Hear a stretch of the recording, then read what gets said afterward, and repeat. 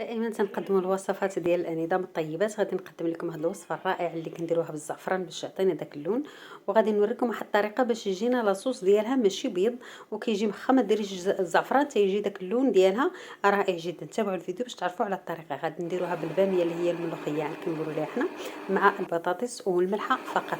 غادي ناخذ واحد الكاميله ولا كوكوط، ندير فيها شويه ديال الزيت، نحط فيها اللحيمات اللي غادي نطيب. طبعا الكوكوط ديال العائله راه تطيب، ما دايرينش نظام طيبات، دايره انا بوحدي. وغادي نوجد انا الغدا ديالي كيف ما كتشوفوا. الطريقه اللي تخلي المرقه ديالك يجي ليها لون غزال بلا ملونات بلا منكهات، فقط غير الملحه، وهي انك تاخذي اللحيمه كتحمريها مزيان بحال هذا الشكل هذا حتى كيتكون لك هذا الحراق اللي كيلصق في الجميله او في الكوكوط. هذاك هو اللي غادي يعطينا اللون من بعد ما غادي نضيفوا عليه الماء. شوفوا ما شاء الله هنا مازال راه ما دايره لا زعفران لا والو، فقط غادي تخليوها تتحمر مزيان، تحمر وتعطينا داك اللون. طبعا ما دايرش الملحه نهائيا. ومن بعد عاد غادي نرويها بالماء طايب باش اللحم ديالي ما يتكمش وما يتجمعش. باش نزيدوا اللون نعزوه اكثر وتجي البطاطس ديالها لونها زاهي ولونها رائع، و يعني كتفتح النفس وتاكليها وانتي بشهيه. نزيدوا عليها عويد ديال القرفه، ونزيدوا عليها شويه ديال الزعفران شعره. كل هادشي مسموح، القرفه مسموحه، الزعفران حتى هو مسموح. وصافي غادي نسد عليها حتى كيطيب اللحم مزيان. ضروري اللحم يطيب، علاش؟ باش يكون سهل الهضم. هذا ما وصانا به الدكتور الله يرحمه ويغفر له، ضياء العوضي. ضروري اللحم يكون طايب مزيان باش كيكون سهل المضغ سهل الهضم.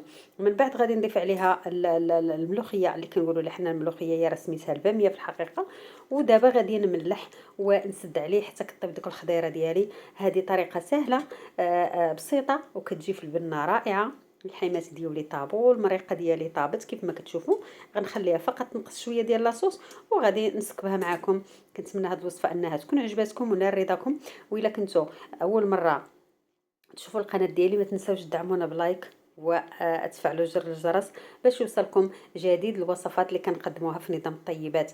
الا كنتو دايرين نظام الطيبات كنتمنى انكم تشجعوا بعضياتكم، انكم ما تنهزموش، وانكم ما تسمعوش الكلام اللي المغرض.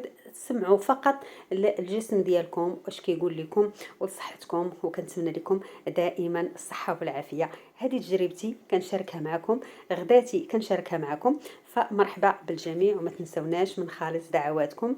والسلام عليكم ورحمة الله تعالى وبركاته. ما فيها باس تشاركونا تجربتكم، ولا عندكم شي وصفة خلوها ليا في التعليق، او نعطيكم الرقم ديال التليفون ديالي وتواصلوا معايا. باش هكا دائما كنحاولوا بعضياتنا ونساعدوا بعضياتنا. اللي بغى يدير شي حاجة اللي كتكون تفيد صحته مرحبا، واللي ما بغاش مرحبا.